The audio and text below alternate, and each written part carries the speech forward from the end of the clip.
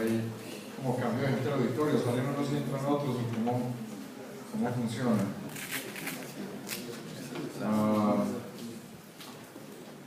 Bueno,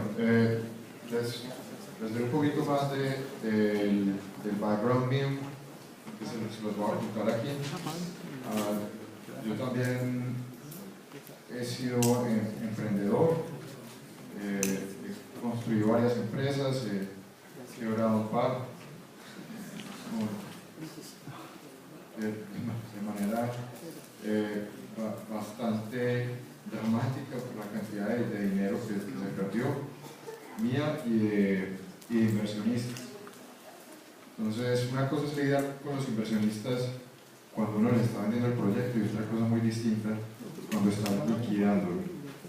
Y espero transmitirles un poco de esto y que el mensaje finalmente sean como esos desafíos a los que se enfrenta uno hoy cuando quiere armar un buen deal de negocios. Pues partimos de la experiencia personal y pasamos ya a la situación general de los desafíos que hay para financiar un emprendimiento hoy en Colombia. Lo primero que les cuento es, cuando uno le dice, yo soy emprendedor, a mí la verdad lo primero que hago es mostrar quién soy yo en cifras y no me da pena. Quizás debería darme un poquito de pena, pero no me da. Entonces lo primero que les cuento es, este es mi scorecard, esto es lo que yo he logrado hacer. Entonces siempre la terminología se las voy a contar un poco de qué significan en este scorecard, porque eso nos sirve para entender lo que, como todas las piezas de financiar un emprendimiento. El primero que les cuento fue uno que arranqué todavía, bueno, la verdad es que aquí varios los arranqué todavía estando en la universidad. Que arranqué, que era de consultoría, básicamente, sencillamente vi que era un modelo de negocios que no funcionaba porque no escalaba. Los negocios, respeto mucho los negocios de consultoría, de hecho, lo he hecho yo, pero como dice un amigo y socio mío, escala más fácil una cometa de concreto. Es muy difícil crecer aceleradamente un negocio de consultoría, es muy amarrado al manpower, a qué gente tienes y cómo eres capaz de brindarle los incentivos a ese talento para que se quede, y la verdad creo que soy muy malo para eso. Entonces, obviamente hay unas consultoras muy grandes y McKinsey y demás que han escalado, pero realmente no es un caso bastante común. Paso después a ser parte del equipo fundador de una telco local en Colombia, que estuvo abierta durante 8 años, que llegó a tener una valoración máxima de $3 millones y que se vendió. Clientes sí tenía, alcanzó a generar 100 empleos. Un Internet Pure Play, para que entendamos, para mí lo que es un Internet Pure Play es lo que llamamos una aplicación, una app, un .com en su época en las que le decimos .com, lo que pasa es que terminó prohibido después de que tantas se quebraron. Yo le digo así, Internet Pure Play, como para pasar la pena. Esta alcanzó una valoración máxima de $500 mil, sin embargo después de 8 meses vimos que estábamos pegados con un equipo, habíamos armado un equipo demasiado potente como para tener la trayectoria para por donde iba este emprendimiento, que en ese caso era un portal para adolescentes en Latinoamérica. Y en ese momento habíamos metido vicepresidentes de agencias de publicidad, vicepresidentes de una agencia de investigación de mercados de la región andina. Teníamos un equipo bastante competente y veíamos que el emprendimiento venía para un lado. Entonces dijimos hacer una salida, y la salida fue no cerrarla, sino reenfocarnos en una oportunidad más grande, que fue la siguiente. Eso, para los que no sepan, es lo que hoy tiene nombres para todo. Entonces eso es lo que hoy se llama un pivot. Pivot es sencillamente cuando la trayectoria del negocio quizás no es el adecuado, o sencillamente van a quebrar si sigue uno por ese camino. Entonces lo que hace es buscar una reorientación de producto, o de mercado, o de modelo de negocio, Entonces hicimos un pivot, en este desarrollamos una tecnología, no alcanzamos a tener clientes y digamos que no teníamos sino 3 empleados de tiempo completo que eran desarrollando la tecnología y el resto que eran estos personajes pesados iban a brincar inmediatamente se consiguiera el dinero. Lo convertimos en una empresa más de software que tenía algunos componentes de web. Esa inversión, allí conseguimos una inversión de $1 millón. Bueno, aquí me salté aquí. Esto se financió con $1 millón de inversionistas ángeles locales colombianos. Estamos hablando que esto se hizo en 1998. Esto no es un mito. Los ángeles funcionan, no son leyendas, existen y aportan para la creación de negocios en Colombia, y yo he sido parte y receptor de esos recursos. La tercera parte del scorecard es $1 millón que se recogió para también de inversionistas locales, de un grupo de 5 ángeles inversionistas. Entonces, nuevamente, no solo es uno, son varios. Y se recogieron de una sola región del país, y $1 millón se recogieron de 3 regiones del país. Entonces, no solo existen, sino que existen en varias partes. Alcanzamos una valoración máxima, tuvimos la compañía negociada en $14 millones, no me pregunten por qué no la vendimos, no les voy a contestar. Y posteriormente, después de no venderla, quebramos. Rápidamente. Clientes, sí, y logramos tener 45 empleados. Todos estos son, la gran mayoría de empleados de alta calidad, quizás es el de más. Eran ingenieros, diseñadores, gráficos y nosotros los que sabíamos supuestamente de negocios, porque después nos dimos cuenta que realmente no sabíamos de negocios. En paralelo, tuve con otro grupo de emprendedores en la que levantamos 250.000, nuevamente de ángeles locales. Bueno, alcanzamos una valoración máxima de $1 millón. Esta fue la duración después de arrancar la empresa, también la quebramos. Hay que decirlo, ahí tuve ayuda para que la quebramos, tomamos malas decisiones varios de los que estábamos allí adentro, y alcanzamos a tener 6 empleados de tiempo completo más unos contratistas. Y un último venture en el que estuve 11 años y vendí la participación mía, que era básica, para mí se terminó siendo un lifestyle business como los que mencionaba Andrés ahora, donde había un emprendedor que tenía un conocimiento bastante sofisticado en procesos jurídicos y legales, y lo que él estaba haciendo era automatizar algunos de esos procesos jurídicos y legales y ofrecérselo a grandes compañías. Pero realmente requería de muy pocos empleados y nunca iba a escalar. Realmente me quedé ahí el suficiente tiempo mientras él me requirió, hasta que finalmente dijimos, bueno, ya no tiene sentido seguir aquí, le vendí mi participación a él. Les cuento, particularmente manejar estos 2 temas fue bastante complejo con los inversionistas, pero no hubo ninguna demanda, hubo gente molesta, claro que sí, a nadie le gusta perder su dinero cuando se lo confía a alguien que supuestamente es competente manejándolo. Sin embargo, lo que facilitó esto es que las condiciones estuvieron muy claras en la entrada, y eso va a ser como de las cosas que les voy a contar ya de estas lecciones. Bueno, lo importante es, se puede generar mucho valor, la valoración máxima, estas valoraciones de papel no les creo mucho, pero bueno, es un scorecard. Se lograron canalizar $2.300.000 de inversión privada, la gran mayoría de ángeles inversionistas. Entonces, esto es real. Aquí la gente sí invierte. En particularmente tuve la oportunidad de estar negociando una ronda de $5 millones con un fondo de Estados Unidos también, y eso es otra experiencia sobre la que les contaré un par de cosas.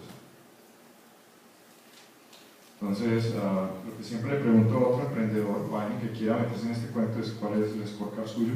Váyalo armando, porque usualmente cuando uno hace una empresa termina involucrado en algunas otras más.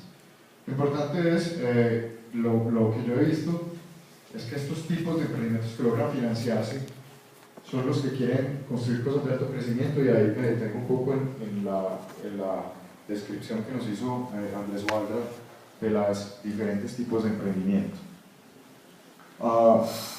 Realmente cuando vamos a hablar de finanzas para el emprendimiento, si vamos a hablar de toda la gama de alternativas de emprendimientos, hay muchos. Entonces las alternativas para emprendimiento son desde microcrédito hasta venture capital, hasta el capital de riesgo, pero a la hora de la verdad yo de esas otras financiaciones de otros tipos de emprendimientos no sé nada. Y no les voy a hablar de microcrédito ni nada de esto, yo sé de los de alto crecimiento, que es donde he estado involucrado de alguna forma en toda mi carrera. Adicionalmente a haber sido emprendedor serial, tengo en mi scorecard haber hecho 3 inversiones como un investment manager del único fondo de venture capital que hay en Colombia, se llama Progresa Capital, manejado por una administradora de fondos que se llama Promotora, y adicionalmente he tenido también la oportunidad de participar en inversiones como inversionista directamente. Entonces, les contaré también experiencias, un par de historias de terror en esos dos roles. Entonces, lo primero que les recomiendo al que quiera saber realmente de qué se trata un emprendimiento que está basado en crecimiento y es el que se financia con plata de inversionistas privados o de fondos de venture capital. Primero que todo, para no extenderme mucho en las enseñanzas de este artículo, se los voy a dejar que lo lean. Este artículo lo publicaron el fin de semana pasado y es quizás uno de los que describe mejor los emprendimientos de alto crecimiento, y donde claramente la meta está enfocada en no te muevas de la tasa de crecimiento, cambia el mercado, modifica el producto, pero nunca muevas la meta o el premio final del tamaño al que quieres llegar. Suena un poco extremo, pero creo que realmente de eso se trata en este tipo de emprendimientos. Bueno, entonces en ese sentido, unos hechos. Si esto funciona.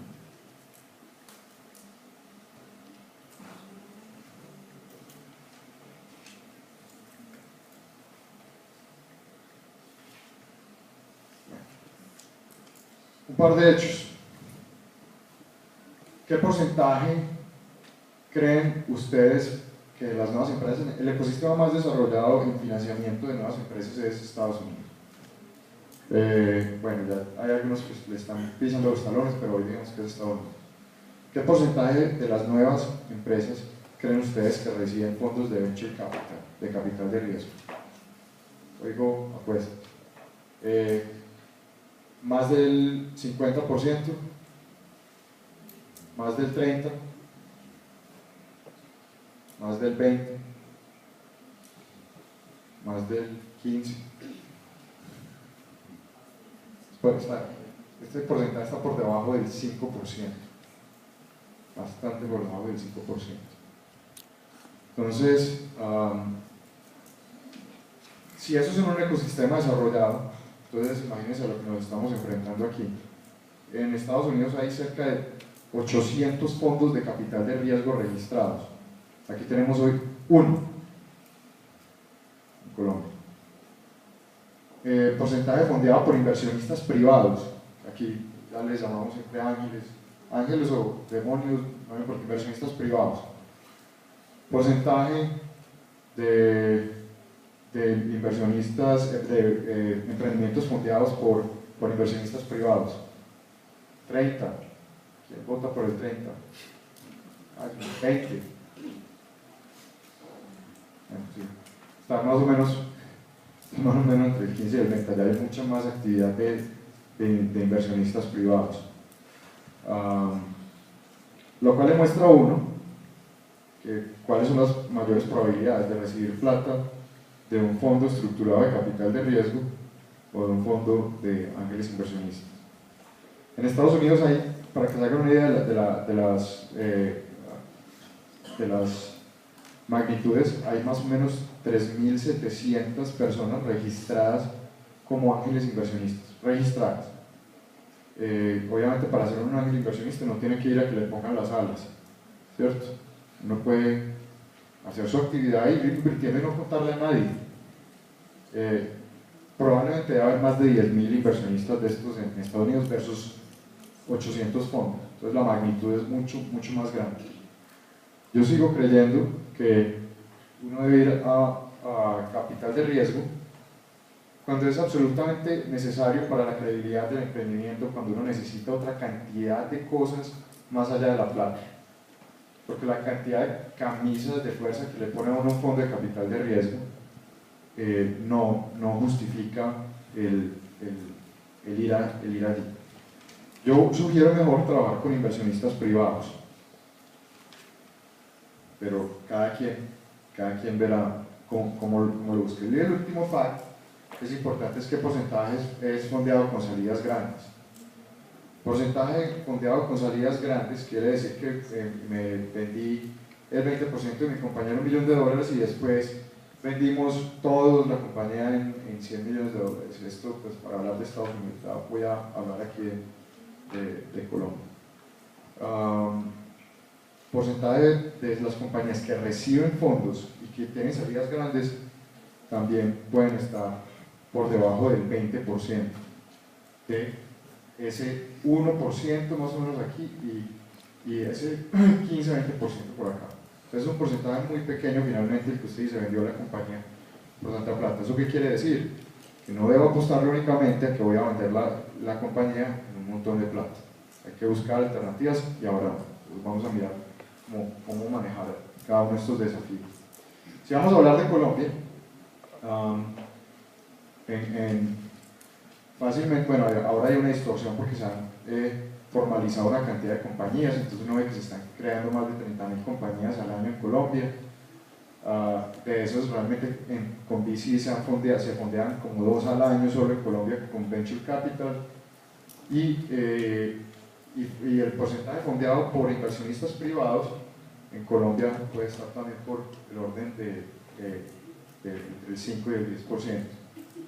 Y este tema de salidas grandes, de gente que ha sido fondeada por Venture Capital, solo conozco una, que fue precisamente una compañía en la que yo tuve que invertir, una compañía de biotecnología, y compañías fondeadas por ángeles que hayan tenido salidas grandes, realmente solo tengo como en el mapa como 5 compañías. Entonces la verdad es que esta actividad es bastante baja en Colombia, no quiere decir que vaya a seguir siendo así de baja. Creo que el interés por esto va a empezar a aumentar. Solo antes de entrar a los desafíos, les cuento un poco de los casos de los que he sido parte, consiguiendo en uno de los emprendimientos de tecnología de información y comunicaciones, el de software y web, $1 millón de ángeles locales. Hay como 3 lecciones ahí. Y esto va más allá y es el fundraising, sino también cómo manejar el dinero en un emprendimiento. Primera lección, esta la doy yo porque el error lo cometí yo. Nunca utilicen para los gastos de la operación normal de su negocio, para cubrir el déficit de la operación, plata de inversionistas. La plata de los inversionistas es para crecer. La plata de los inversionistas no es para llenar el hueco en rojo que este mes me hizo falta 20 millones, entonces voy al banco porque tengo que tapar. Entonces, la gran enseñanza allí es los huecos de déficit que uno tenga en la financiación de su emprendimiento, así lleven 6 meses y esa es la excusa. Los huecos financieros de su emprendimiento se llenan con ventas, no se llenan con plata de inversionistas. Eso se le olvida a uno, a mí se me olvidó y me acostumbré a llenarlo con esto, no vendía la tasa que debía generar los negocios, sencillamente me terminé gastando la plata de la inversión en vez de en crecer y estructurar un buen negocio, en llenar el déficit, porque estás cómodo, tienes plata en el banco. Nunca hacer eso. En el caso de financiarse, en el segundo caso que le voy a decir es generar competencia. ¿Por qué es importante generar competencia? Esto es con respecto a levantar capital. Nunca, diría yo, nunca debe uno ir a un solo inversionista y pensar que la primera oferta es la que a uno le sirve. O sea, el año pasado, trabajando con una empresa que está arrancando en biotecnología, pudimos dar fácilmente duplicado la valoración a la que invirtió el inversionista, porque pusimos a competir a un venture capital con un inversionista. A uno le dijimos, estos están interesados, y era verdad, o sea, no era cuento, y al otro le dijimos, al venture capital le decíamos que el ángel estaba que hacía una oferta, y al ángel que el venture capital estaba que hacía la oferta, y es verdad. ¿Qué pasó al final? Terminamos logrando una valoración prácticamente del doble del valor que tenía el negocio. Tercer punto, nunca, cuando uno está firmando con una firma de capital de riesgo, cuando está negociando con ellos, hasta que no ha firmado todos los papeles, no tiene nada. A mí la inversión de $5 millones que estamos negociando se me dañó después de haber firmado varios documentos, y justo antes de firmar los papeles finales y la entrada de ellos, por una de las varias crisis financieras que ha habido en los últimos años. Y finalmente, cuando van a recibir plata de inversionistas, o cuando uno como inversionista va a dar plata, la plata inicial no es para que entre al bolsillo o a la cuenta ninguna de esa plata, o casi nada de la plata es para que entre al bolsillo del emprendimiento. Esto es para crecer. La idea es que se haga mucha plata con eso, pero no a la entrada, sino a la salida. Y paso entonces a los 3 grandes desafíos que yo encuentro en este momento, dado los diferentes roles en los que puede estar. La primera es que no hay inversionistas educados. ¿Y eso qué quiere decir? Que cuando uno se sienta con alguien a hablar de su negocio, no entienden. Entonces ahí sí, ¿cómo es posible que necesites 2.000 millones de pesos de capital de trabajo si estás vendiendo 200 millones de pesos? Sí, es que estoy creciendo al 20% mensual, entonces en un año voy a vender 3.000 millones de pesos, y por eso necesito desde ya los 2.000 de capital de trabajo. Un inversionista le cuesta un poco de trabajo eso, y le cuesta un poco de trabajo pensar entonces que una empresa que está vendiendo 200 millones de pesos por su proyección de crecimiento puede valer 4.000 millones de pesos, o 2.000 millones de pesos, o 1.000 millones de pesos, pero les cuesta mucho trabajo entender cómo una compañía con unas ventas tan bajas, por su potencial, puede tener un valor de mercado mucho más alto.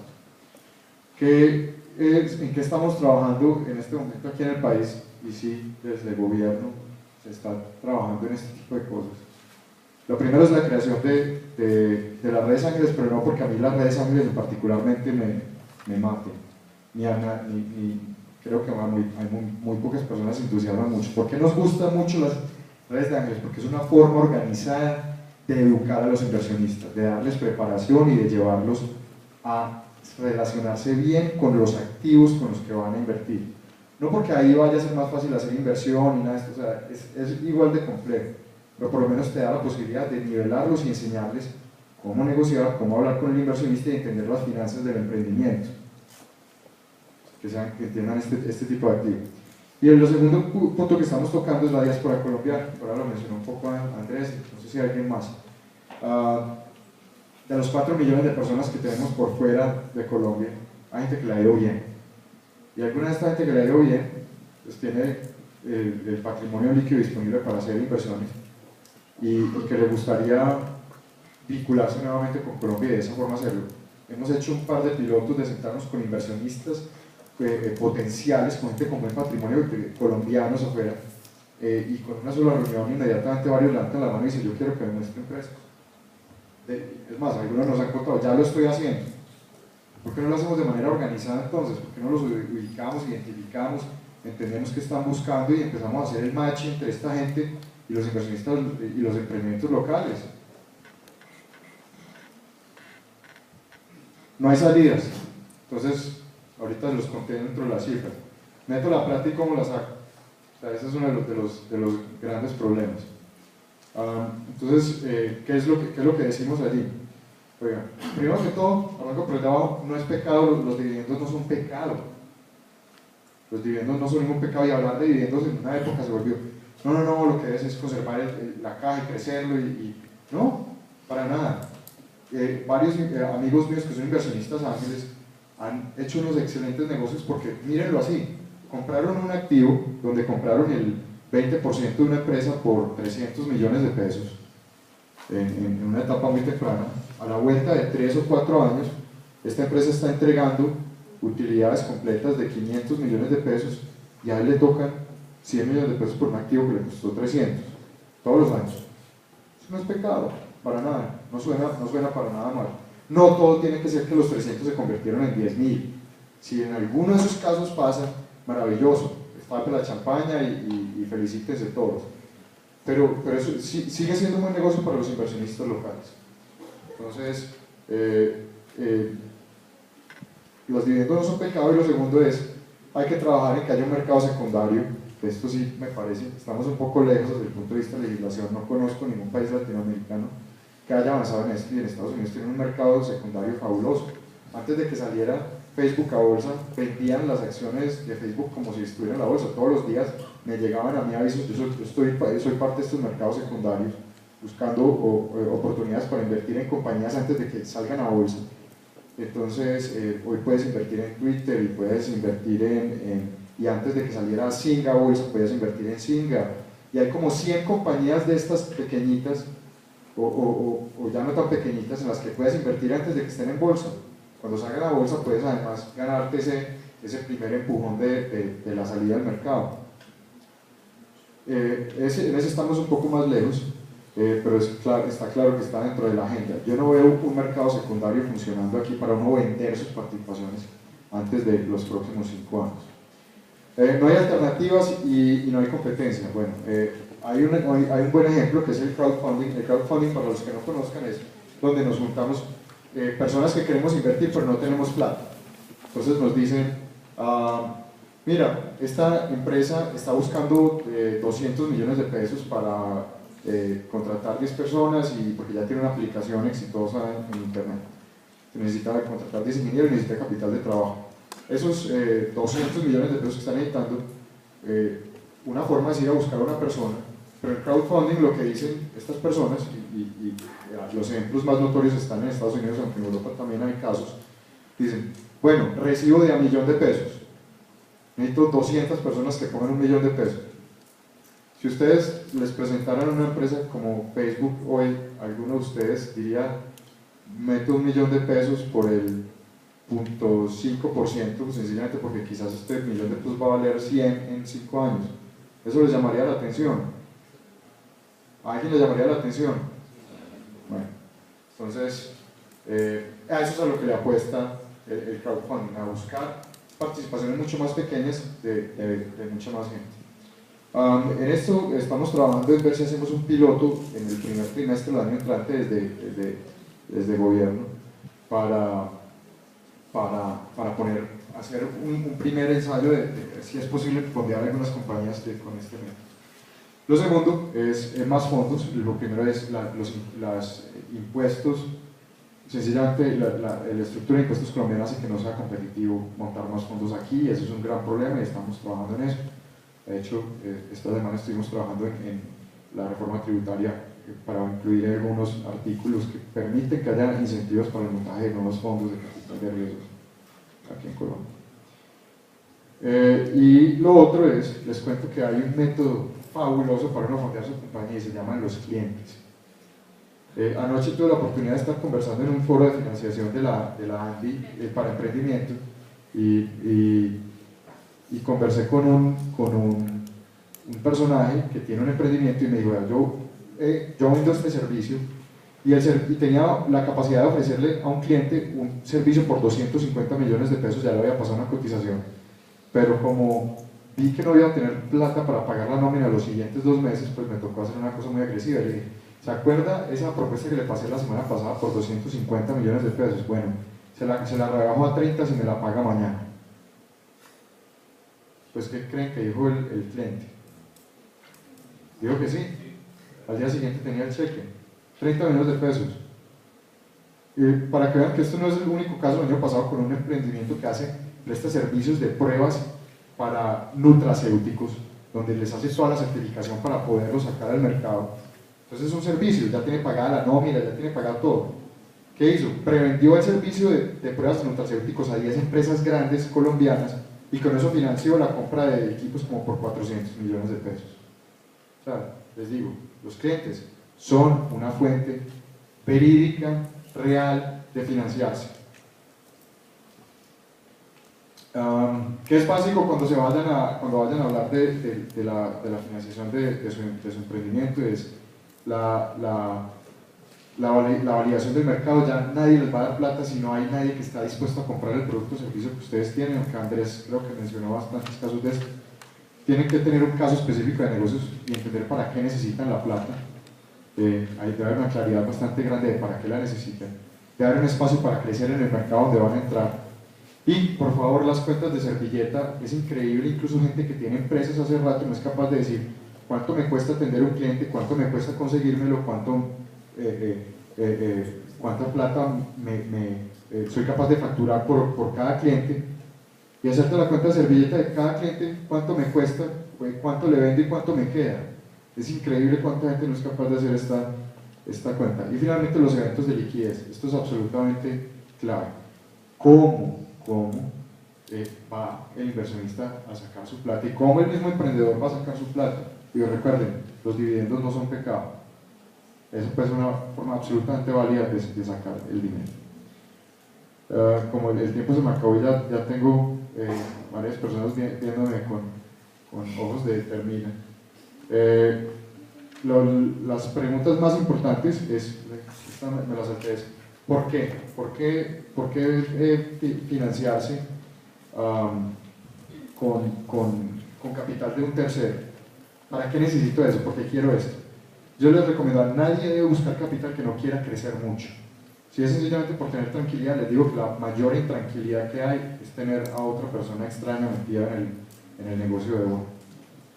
Es rendir cuentas, es pasar más informes, más comités y más dolores de cabeza. La primera forma de financiar un emprendimiento debe ser los clientes, la segunda debe ser la deuda. No le huyan a la deuda. Prefiero 1000 veces deuda que venderle una participación en mi negocio a otra persona. Muy costoso tener sobre todo un inversionista que no funciona. Se los cuento yo, cuando mis emprendimientos, los que iban mal, yo me gastaba más tiempo justificándole cosas a los inversionistas que vendiendo. Eso es absurdo. Entonces, lo segundo es deuda. Después de la deuda, empiezan a buscar inversionistas privados. Entonces les digo, clientes, deuda. Deuda, les digo, conozco gente que se ha financiado con 10 tarjetas de crédito, hasta que para pagar el hosting si es un sitio web, para hacer avances en efectivo. O sea, todo esto es válido. No crean que no es válido. Lo importante es, solo busquen al inversionista cuando crean y estén seguros de que esa es la mejor alternativa para ustedes. Y obviamente que tengan claro cuándo es que la necesitan, para qué la necesitan, cuánto lo necesitan y lo específico, qué están dispuestos a ceder, qué control están dispuestos a ceder, y en el momento en que haya que repartir dividendos o vender la compañía, qué están dispuestos a ceder. Estos son como las principales lecciones y desafíos que yo veo que se enfrentan desde el punto de vista del financiamiento de un emprendimiento y alternativas para manejarlos. Y lo importante es realmente nunca detenerse sencillamente porque hoy aparentemente no están los fondos para conseguir. Siempre ser frugal es el otro consejo. Por mucha plata que tengan para operar, si tienen 2 años para operar, hagan de cuenta que no tienen sino 3 meses para operar, no empiecen a contratar gente que no va a agregarles valor al negocio. Cada persona que traen, cada activo que compran, cada peso que sale, tengan claro para qué, y más importante que para qué es si les va a generar ingresos o no. ¿Esto está amarrado a vender más o está amarrado sencillamente a un capricho que yo tengo? Se los cuento que las 2 quiebras probablemente fueron porque nunca tuvimos esa disciplina. Entonces, esa es como mi última recomendación. Sin embargo, pues teniendo en cuenta todas estas dificultades de lo que son financiar un emprendimiento, pues creo que no hay mejor momento para hacerlo que ahora. Un pequeño comercial antes de terminar. El rol que desempeño ahora es de gobierno, trabajo para Impulsa Colombia, que no sé quiénes la conozcan. Impulsa Colombia es la nueva organización administrada por Bancoldex, una nueva organización de gobierno dedicada a apoyar el emprendimiento de alto impacto. Tenemos en este momento 2 convocatorias para financiar precisamente sus emprendimientos. La primera es Capital Semilla, donde pueden aspirar hasta 350 millones de pesos para sus emprendimientos, de dinero que no tienen que devolver, donde les cofinanciamos hasta el 80% del proyecto que quieran desarrollar. Esa es una convocatoria que se abrió hace unas 2 semanas. Está en impulsacolombia.com. Impulsa, no con M sino con doble M, impulsacolombia.com. Adicionalmente estamos apoyando en la Javeriana ahora en un proyecto que nos pasaron, creo que vamos a apoyar a la Javeriana en un proyecto para poder incubar y acelerar emprendimientos que salgan de aquí de la universidad. Creo que vamos a revisar el proyecto el viernes próximo junto con Fanny Almario y ver si lo hacemos viable. Y la última cuña es que tenemos un concurso también donde vamos a mandar todos los gastos pagos a 20 startups, 20 emprendimientos de alto impacto colombianos a Boston, a la competencia mundial de emprendimientos Mass Challenge. Está también en el sitio web de nosotros, de Impulsa Colombia. Hay plazo para llenar el formulario de su idea o de su emprendimiento hasta el domingo. Les recomiendo que lo hagan. Las primeras empresas los vamos a llevar, los primeros emprendimientos en octubre, a que estén en un bootcamp 5 días en Boston con todos los gastos pagos para que les ayuden a mejorar el estado de su negocio, de su emprendimiento o de su idea de emprendimiento. Entonces, cierro mi información.